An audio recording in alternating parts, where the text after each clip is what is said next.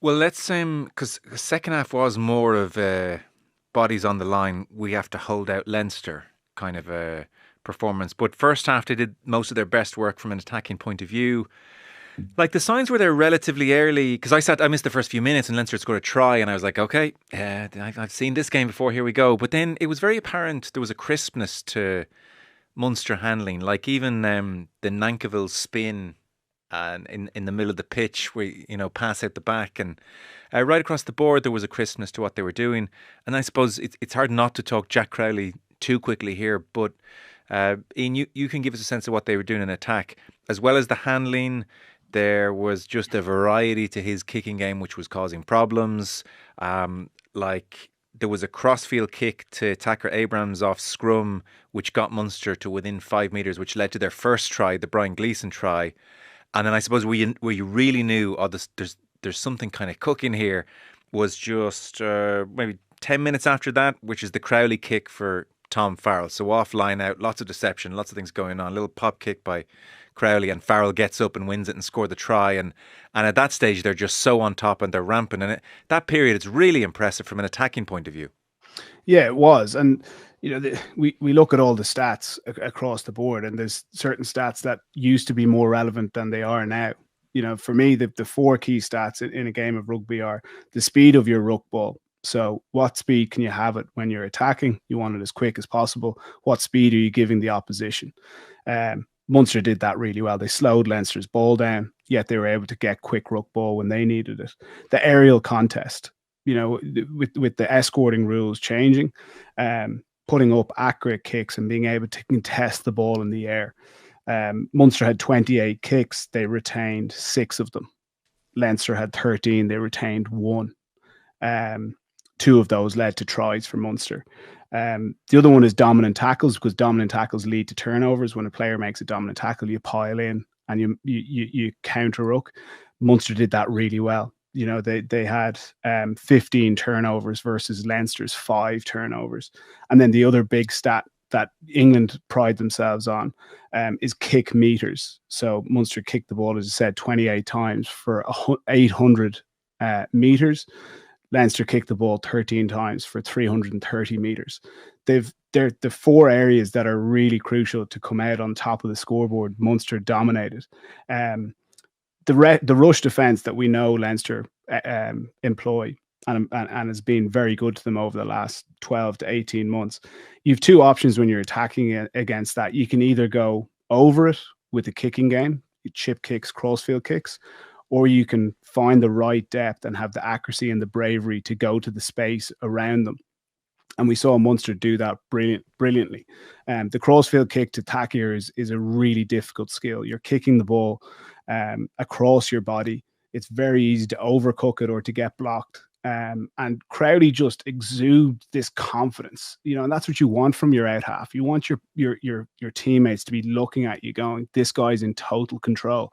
Yes, everything's not going to come off, but it was just, even when it didn't, it was just straight on to the next ball. And then the confidence to go for the chip kick. Like the Munster are only 35 meters out from the Leinster try line there. You can go sustain pressure, look to build phases, but they pulled the trigger straight off the bat. Bit of deception out the back. And it was just Tom Farrell chasing it. And then he's the bravery to get his hand up. Fantastic piece of skill to score the try. And then also the scrum move that they had in the first half, where they know where the space is and it's just about getting it there. And the out the back pass that Nankiville pulled off was exceptional. So it was clear though that it was Crowley who was leading it. Even how, like, when he'd received the ball in the backfield, his confidence to take on James Lowe, Robbie Henshaw, Gibson Park. And I think he beat, 5, 6, 7 defenders alone in the first half. And that created opportunities for Munster. And it was just crucial that he kept their pack on the front foot. And he did that throughout the game. Yeah. Crowley, the attack, that period in the first half.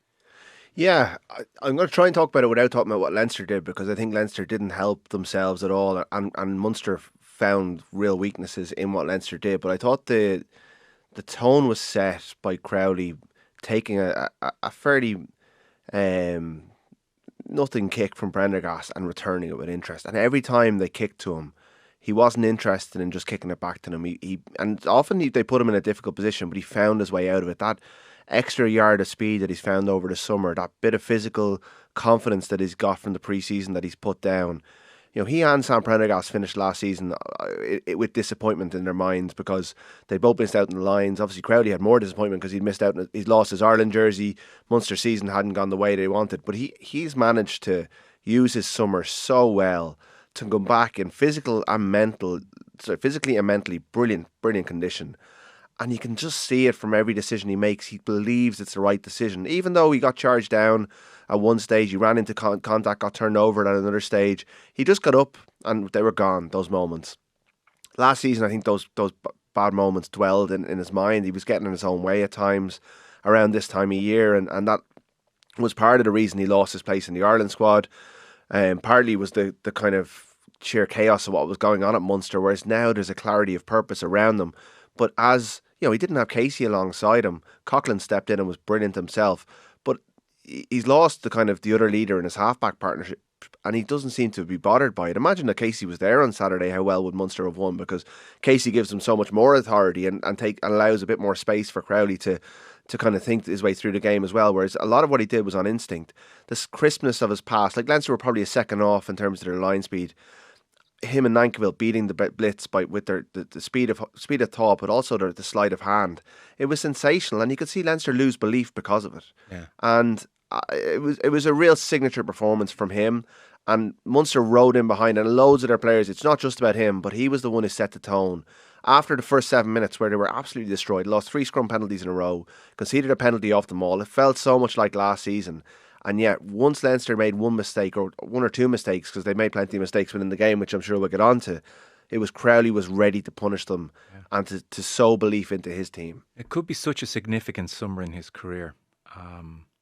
I dare say some people, he must have asked around, how do you think I should handle this summer? It's been a long season, demanding season, psychologically, physically. I guarantee you some people would have said to him, go away, lie on a beach for a few weeks, rest. You need to rest now. It's the best thing you can do. I'm sure that was one of the very real options available to him. And to go completely the other way now looks to be so vindicated, as you said, just physically. I mean, when he stepped inside Larmer and Gibson Park hunting him down about 15 minutes in, and the crowd cheer, and then he kicks off his left foot, and these steps all evening.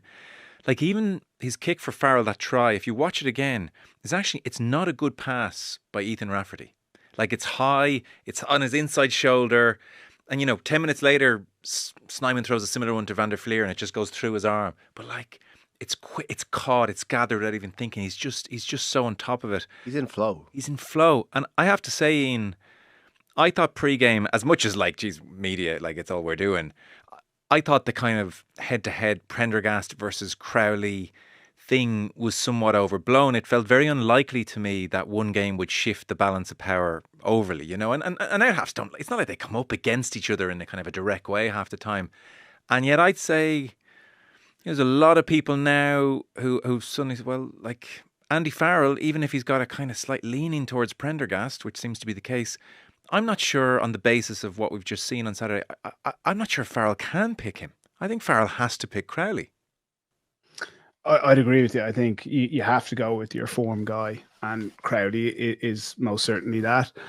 I was trying to frame it before the game. I was like, while Prendergast has played 2 and lost 2, it's against very different opposition. Crowley's played 2 and won 2, again, against different opposition.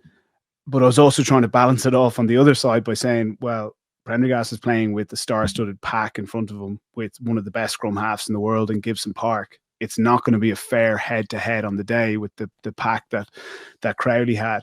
But I don't think Crowley was too bothered by that. He had that kind of look in his eye that I'm getting after it today, and I'm going to put my own imprint on this game. But within, as Rudd touched on there, within the structure and the game plan that McMillan was implementing. And that's probably the biggest change I've seen with Crowley. Like, we go back to the Six Nations that Ireland won, and full credit to him. It was his first Six Nations campaign. Winning it is a fantastic achievement. But within that, did he go off script a little bit? Was it the same for periods of last year where And look, he can pull the rabbit out of the hat, because he's physically so gifted, he can decide to carry and ship it far better than majority of out halves. But the big change I've seen with him this year is his ability to get the players around him on the same hymn sheet, and that's why I think Munster are firing now, because he's leading that, but he's leading it by bringing everyone along with them. Okay, that's very interesting, because we can all see the rabbit out of the hat stuff, but that kind of the bread and butter of being a 10 has improved.